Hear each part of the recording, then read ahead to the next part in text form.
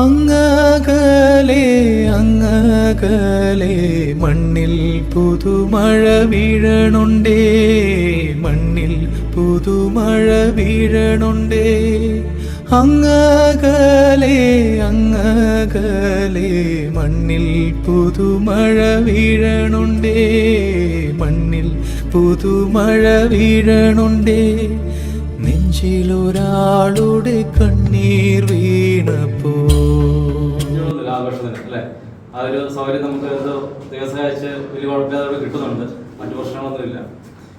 ഇനിവേ ഇതിനെ മുൻകൈ എടുത്ത പ്രത്യേകിച്ചും സോണി നന്നായിട്ട് കോർഡിനേറ്റ് ചെയ്തു.